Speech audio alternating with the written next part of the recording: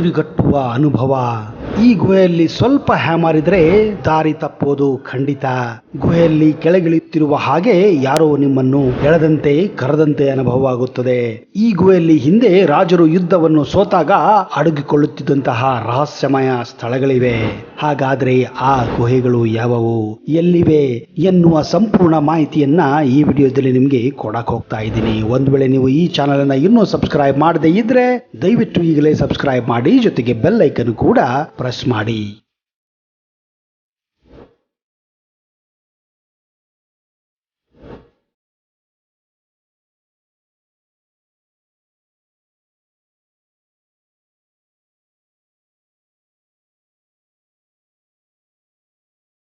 ನಮಸ್ಕಾರ ಸ್ನೇಹಿತರೆ. ಚಿತ್ರದುರ್ಗ ಹೇಳಿ ಕೇಳಿ ಕೋಟೆಗಳ ಬೀಡು. ಇಲ್ಲಿ ಸಾಕಷ್ಟು ಕಲ್ಲಿನ ಕೋಟೆಗಳು, ಗುಹೆಗಳಿವೆ. ಅವುಗಳ ನಡುವೆ ಒಂದು ಅರೆ ಚಂದ್ರಾಕೃತಿಯಲ್ಲಿರುವ ಗುಹೆ ಕೂಡ ಇದೆ. ಇದನ್ನ ಚಂದ್ರವಳ್ಳಿ ಗುಹೆ ಎಂದೇ ಕರೆಯುತ್ತಾರೆ.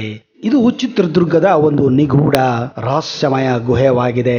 ಈ ಸ್ಥಳದಲ್ಲಿ ಪುರಾತತ್ವ ಇಲಾಖೆ ಮಾಡಿದ ಆವಿಷ್ಕಾರಗಳು ನಮ್ಮನ್ನು ಸಾತವಾಹನ ಕಾಲಕ್ಕೆ ಕೊರೆದೊಯ್ಯುತ್ತವೆ ಮತ್ತು ಸುಮಾರು 3000 ವರ್ಷಗಳಷ್ಟು ಹಳೆಯದಾದ ವಸಾಹತುಗಳು ಬಹಿರಂಗಪಡಿಸುತ್ತವೆ. ಸಾತವಾಹನರಿಗೆ ಸೇರಿದ ಸೀಸದ ನಾಣ್ಯಗಳು, ರೋಮನ್ ಬೆಳ್ಳಿ ನಾಣ್ಯಗಳು, ಚಿನ್ನ ಮತ್ತು ಬೆಳ್ಳಿ ಮತ್ತು ತಾಮ್ರದ ಆಭರಣಗಳನ್ನು ನಾವು ಇಲ್ಲಿ ಕಾಣಬಹುದು. ಇಲ್ಲಿರುವ ಬೆಟ್ಟಗಳನ್ನು ಇತಿಹಾಸ ಪೂರ್ವ ಗುಹೆಗಳು ಮತ್ತು ದೇವಾಲಯಗಳಿಂದ ಸುತ್ತುವರೆದಿವೆ. ಚಂದ್ರವಳ್ಳಿ ಗುಹೆಗಳು ಚಿತ್ರದುರ್ಗ ನಗರದಿಂದ ಸುಮಾರು 3 ಕಿಲೋಮೀಟರ್ ದೂರದಲ್ಲಿವೆ. ಈ ದೇವಸ್ಥಾನವು ಅರೆ ಚಂದ್ರಕಾರ ಆಕಾರದಲ್ಲಿವೆ. ಈ ಪ್ರದೇಶವು 3 ಬೆಟ್ಟಗಳಾದ ಚಿತ್ರದುರ್ಗ, ಚೋಳಗುಡ್ಡ ಮತ್ತು ಕಿರಾಬನ ಕಲ್ಲುಗಳಿಂದ ರೂಪುಗೊಂಡ ಒಂದು ಕಣಿವೆಯಂತಾಗಿದೆ. ಈ ಪ್ರದೇಶವು ಶಿಲಾಯುಗದಿಂದಲೂ ನೆಲೆಸಿದೆ ಎಂಬುದನ್ನು ಉತ್ಖನನ ಸಂದರ್ಭದಲ್ಲಿ ದೊರಕಿರುವ ಸಾಕ್ಷಿ ಪುರಾವೆಗಳು ಬಹಿರಂಗಪಡಿಸುತ್ತವೆ. ಚಂದ್ರವಳ್ಳಿಯನ್ನು ಹಿಂದೆ ಚಂದನವತಿ ಎಂದು ಕರೆಯಲಾಗುತ್ತಿತ್ತು. ಚಂದನವತಿ ಎಂದರೆ ಚಂದ್ರನ ಆಕಾರದಲ್ಲಿರುವ ಎಂದರ್ಥ. ಇಲ್ಲಿ ಕಂಡುಬಂದ ಮಣ್ಣಿನ ಮಡಿಕೆಗಳು, ನಾಣ್ಯಗಳು, ಬಟ್ಟಲುಗಳು ಮತ್ತು ಇತರ ವಸ್ತುಗಳು ಈ ಸ್ಥಳದ ಶ್ರೀಮಂತ ಇತಿಹಾಸವನ್ನು ಸಾರುತ್ತವೆ. ಇಲ್ಲಿನ ಗುಹೆ ದೇವಾಲಯಗಳು ಸಮುದ್ರ ಮಟ್ಟಕ್ಕಿಂತ 80 ಅಡಿಯಷ್ಟು ಕೆಳಗಿವೆ ಮತ್ತು ಹಲವಾರು ನಿಗೂಢತೆಗಳನ್ನು ಹೊಂದಿದೆ ಎಂದು ಪುರಾತತ್ವ ಇಲಾಖೆಯವರು ಹೇಳಿದ್ದಾರೆ.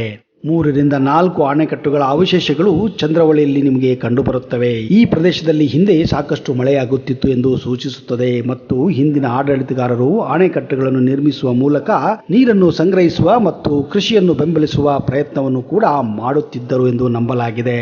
ಕೆಲವು ಅಣೆಕಟ್ಟುಗಳು ಕ್ರಿಸ್ತಿಶಕ 4ನೇ ಶತಮಾನಗಳಷ್ಟು ಹಳೆಯದಾಗಿದೆ. ಹಿಂದೆ ಇದನ್ನ ಕದಂಬರ ದೊರೆ ಮಯೂರ ಶರ್ಮ ನಿರ್ಮಿಸಿದ್ದನು ಎಂದು ಇತಿಹಾಸ ಸಾರುತ್ತದೆ.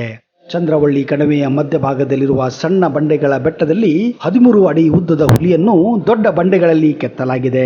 ವಿಶಿಷ್ಟವಾದ ಬಾಗಿದ ಕಾಲುಗಳು, ಮೀಸೆ ಮತ್ತು ದೇಹವನ್ನು ಇಲ್ಲಿ ನೀವು ನೋಡಬಹುದು. ಚಂದ್ರವಳ್ಳಿಯಲ್ಲಿ ಭೈರೇಶ್ವರ ದೇವಸ್ಥಾನದಲ್ಲಿ ಕನ್ನಡ ಸಾಮ್ರಾಜ್ಯದ ಕದಂಬ ವಂಶಸ್ಥನಾದಂತಹ ಮಯೂರ ಶರ್ಮನ ಶಿಲಾಶಾಸನ ಕೂಡ ಇದೆ. ಇಲ್ಲಿರುವ ಅಂಕ್ಲಿಮಠ ಗುಹೆಗಳು ಹಿಂದೆ ಮಾನವನ ವಾಸಸ್ಥಾನವೆಂದು ನಂಬಲಾಗಿದೆ. ಚಿತ್ರದುರ್ಗದಲ್ಲಿನ ಚಂದ್ರವಳ್ಳಿ ಗುಹೆಗಳ ದೇವಾಲಯ ಒಳಾಂಗಣಗಳು ಸಂಪೂರ್ಣವಾಗಿ ಗಾಢವಾಗಿದ್ದು, ಈ ದೇವಾಲಯವನ್ನು ಅನ್ವೇಷಿಸಲು ನೀವು ಕನಿಷ್ಠ ಪಕ್ಷ ದೀಪವನ್ನಾಗಲಿ ಅಥವಾ ಟಾರ್ಚ್ ಅನ್ನಾಗಲಿ ಬಳಸಲೇಬೇಕು. ದೇವಾಲಯ ನಿರ್ಮಾಣ ಮತ್ತು ಸ್ಥಳದಿಂದ ಈ ದೇವಾಲಯವು ಸಂತರು ಮತ್ತು ಋಷಿಗಳಿಗೆ ಧ್ಯಾನ ಮಾಡುವ ಪ್ರಮುಖ ಕೇಂದ್ರವಾಗಿದೆ. ಈ ಗುಹೆಯಲ್ಲಿ ಶಿವಲಿಂಗವನ್ನು ಸ್ಥಾಪಿಸಲಾಗಿದೆ. ಭೇಟಿ ನೀಡುವ ಕೋಣೆ, ಸಾಧುಗಳು, ವರ್ಣಚಿತ್ರಗಳು ಮತ್ತು ಪೂರ್ವ ಐತಿಹಾಸಿಕ ಕಾಲದಿಂದಲೂ ಇದರ ಕೆತ್ತನೆಗಳು, ವಸ್ತು ಗ್ರಂಥಾಲಯ, ಪೂಜಾ ಕೋಣೆ, ಮಲಗುವ ಕೋಣೆ ಹಾಗೂ ಬಚ್ಚಲ ಕೋಣೆಗಳನ್ನು ನೀವು ನೋಡಬಹುದು. ಶಿವನ ದೇವಸ್ಥಾನದಿಂದ ಎಡಕ್ಕೆ ಮುಖ್ಯ ಗುಹೆಯಲ್ಲಿ ಪ್ರವೇಶಿಸಿದಾಗ ಹೊರಗಿನ ಸಾಮಾನ್ಯ ಗುಹೆಯಂತೆ ಕಾಣುವ ಈ ಗುಹೆಯ ಹೃದಯದಲ್ಲಿ ಅದ್ಭುತಗಳು ಮತ್ತು ಹಲವಾರು ನಿಗೂಢಗಳು ಅಡಗಿವೆ. ಶಿವನ ವಾಹನ ನಂದಿಯ ಮೂರ್ತಿಯೊಂದಿಗೆ ಮುಖ್ಯ ದ್ವಾರ ಇದೆ. ಆದ್ದರಿಂದ ನಂದಿ ಈ ಗುಹೆಯ ಮೊದಲ ಕಾವಲುಗಾರನಾಗಿದ್ದಾನೆ. ಈ ಬಾಗಿಲು ಪ್ರವೇಶಿಸಿದಾಗ ಕುಳಿತುಕೊಳ್ಳುವ ಕೋಣೆಗಳ ಪರಿಕಲ್ಪನೆಯನ್ನು ಹೋಲುವ ಕೊಠಡಿಗಳಿವೆ. ಇಲ್ಲಿ ನೀವು ಋಷಿಗಳನ್ನು ಭೇಟಿಯಾಗಲು ಬಯಸಿದರೆ ಮಾತ್ರ ಜನರಿಗೆ ಮುಂದಿನ ಬಾಗಿಲು ದಾಟಲು ಅವಕಾಶ ನೀಡಲಾಗುತ್ತದೆ. ಇದನ್ನು ಸಿಂಹದ್ವಾರ ಎನ್ನಲಾಗುತ್ತದೆ. ಇದು ನೇರವಾಗಿ ಗುರುಕುಲ ಮತ್ತು ಪ್ರಾರ್ಥನಾ ಕೋಣೆಗೆ ಹೋಗುತ್ತದೆ. ಈ ಕೋಣೆಯ ವಾಸ್ತುಶಿಲ್ಪವು ಈ ಗುಹೆಯಲ್ಲಿ ಅಳವಡಿಸಲಾಗಿರುವ ಕಟ್ಟಡ ವಿಧಾನಗಳ ಉತ್ತಮ ಪರಿಚಯ ನೀಡುತ್ತದೆ. ಹಳದಿ ಲೋಹದ ಮಿಶ್ರಣ ಮಾಡಿ ಹಲವು ತಿಂಗಳವರೆಗೆ ಬಲಪಡಿಸಲು ಇಟ್ಟು ಈ ಪ್ರಕ್ರಿಯೆಯಿಂದ ಬರುವಂತಹ ಸಿಮೆಂಟ್ ನಂತಹ ವಸ್ತುವನ್ನು ಹಾಕಿ ಇಲ್ಲಿ ಗೋಡೆಯನ್ನು ನಿರ್ಮಿಸಲಾಗಿದೆ. ಇಂದು ಈ ಗುಹೆ ದೇವಾಲಯವು ಭಾರತದ ಪುರಾತತ್ವ ಇಲಾಖೆಯ ಅಡಿಯಲ್ಲಿ ಬರುತ್ತದೆ. ಇಲ್ಲಿ ಕಂಡುಬರುವ ಕೆಲವು ಶಾಸನಗಳಲ್ಲಿ ಈ ಪ್ರದೇಶವು ಶಿಲಾಯುಗದ ಕಾಲದಿಂದಲೂ ನೆಲೆಸಿದೆ ಎಂದು ತಿಳಿದು ಬರುತ್ತದೆ. ಇದರ ಧಾರ್ಮಿಕ ಪ್ರಾಮುಖ್ಯತೆಯನ್ನು ಹೊರತುಪಡಿಸಿ ರಹಸ್ಯ ಹಲವಾರು ಕಥೆಗಳ ಮನೆಯಾಗಿದೆ. ಈ ಗುಹೆಯಲ್ಲಿ ಕೆಳಗೆ ಇಳಿಯುವಾಗ ಯಾರೋ ನಿಮ್ಮನ್ನು ಕರೆದಂತೆ ಎಳೆದಂತೆ ಅನುಭವವಾಗುತ್ತದೆ. ಕೆಲವು ಪ್ರವೇಶ ದ್ವಾರಗಳನ್ನು ಹೊರತುಪಡಿಸಿ ನೀವು ಪ್ರತಿಯೊಂದು ಪ್ರವೇಶವನ್ನು ಕಷ್ಟಪಡದೆ ಸಾಗಬಹುದು. ದೇವಸ್ಥಾನ ಮೂಲಕ ಹಾದು ಹೋಗುವಾಗ ಯಾವುದೇ ಬೆಳಕು ಇಲ್ಲವಾದರೂ ಉಸಿರುಗಟ್ಟುವ ಅನುಭವ ಕೂಡ ನಿಮಗೆ ಆಗುವುದಿಲ್ಲ. ತಂಪಾದ ಗಾಳಿಯು ಯಾವಾಗಲೂ ಇಲ್ಲಿ ಬೀಸುತ್ತಾನೆ ಇರುತ್ತದೆ. ಈ ಸೃಷ್ಟಿಯ ಹಿಂದೆ ಅದ್ಭುತ ಇಂಜಿನಿಯರಿಂಗ್ ಕೈಚಳಕವಿದೆ. ಈ ಗುಹೆಯು ಸುಮಾರು 120 ಅಡಿ ಎತ್ತರದ ಬೃಹತ್ ಬಂಡೆಗಳ ಅಡಿಯಲ್ಲಿ ರಚಿಸಲ್ಪಟ್ಟಿದೆ ಮತ್ತು ನೀವು ಮಾರ್ಗದರ್ಶಿ ಇಲ್ಲದೆ ಈ ಗುಹೆಯನ್ನು ಪ್ರವೇಶಿಸಿದರೆ ಅಲ್ಲಿ ಇಲ್ಲಿ ದಾರಿ ತಪ್ಪುವ ಸಂಪೂರ್ಣ ಸಾಧ್ಯತೆಗಳಿವೆ. ಹೀಗಾಗಿ ಯಾರಾದರೂ ನಿಮ್ಮ ಜೊತೆ ಗೈಡ್ ಅಥವಾ ಮಾರ್ಗದರ್ಶಿ ಇದ್ದರೆ ಮಾತ್ರ ಈ ಗುಹೆಯನ್ನು ಪ್ರವೇಶಿಸಿ ಎಂದು ಇಲ್ಲಿ ಹೇಳಲಾಗುತ್ತಿದೆ. ಇಲ್ಲಿಂದ ಪ್ರತಿಯೊಂದು ಬಾಗಿಲು ಒಂದನ್ನೊಂದು ಹೋಲುತ್ತದೆ. ನೀವು ಯಾವ ದಾರಿಯಿಂದ ಬಂದಿದ್ದೀರಿ ಅನ್ನೋದೇ ನಿಮಗೆ ತಿಳಿಯುವುದಿಲ್ಲ. ಇದೇ ಕಾರಣ ನಿಮ್ಮ ಜೊತೆ ಟಾರ್ಚ್ ಹಾಗೂ ಒಬ್ಬ ಮಾರ್ಗದರ್ಶಿ ಇದ್ದರೆ ಮಾತ್ರ ಈ ಗುಹೆಯ ಒಳಗೆ ಹೋಗಲು ಪ್ರಯತ್ನ ಮಾಡಿರಿ. ಅಂದ ಹಾಗೆ ಈ ಗುಹೆಯಲ್ಲಿ ಒಂದು ರಹಸ್ಯಮಯ ಸ್ಥಳವಿದೆ. ಈ ರಹಸ್ಯ ಸ್ಥಳದಲ್ಲಿ ರಾಜರು ಯುದ್ಧವನ್ನು ಸೋತಾಗ ಅಡಗಿಕೊಳ್ಳುತ್ತಿದ್ದರು ಎಂದು ನಂಬಲಾಗಿದೆ.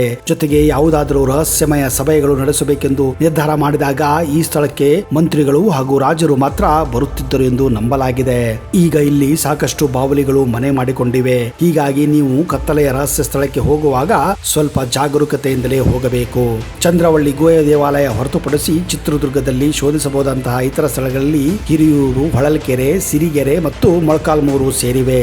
ಅಂದ ಹಾಗೆ ಈ ಅದ್ಭುತ ನಗರ ಚಿತ್ರದುರ್ಗವು ಬೆಂಗಳೂರಿನಿಂದ ಸುಮಾರು 200 ಕಿಲೋಮೀಟರ್ ದೂರದಲ್ಲಿದ್ದರೆ ಹುಬ್ಬಳ್ಳಿ ಧಾರವಾಡದಿಂದ ಕೂಡ 200 ಕಿಲೋಮೀಟರ್ ದೂರದಲ್ಲಿದೆ. ಸ್ನೇಹಿತರೆ, ಒಂದು ವೇಳೆ ನೀವು ಚಿತ್ರದುರ್ಗಕ್ಕೆ ಹೋದರೆ ದಯವಿಟ್ಟು ಚಂದ್ರವಳ್ಳಿ ಗುಹೆಗಳಿಗೆ ಭೇಟಿ ಕೊಡಿ ಹಾಗೂ ಅಲ್ಲಿಯ ಅದ್ಭುತ ಅನುಭವವನ್ನ ಪಡೆಯಿರಿ ಎಂದು ನಾವು ಕೂಡ ಹಾರೈಸುತ್ತೇವೆ. ಅಲ್ಲಿಯವರೆಗೆ ಜೈ ಹಿಂದ್, ಜೈ ಕರ್ನಾಟಕ ಅಂಡ್ ಟೇಕ್ ಕೇರ್.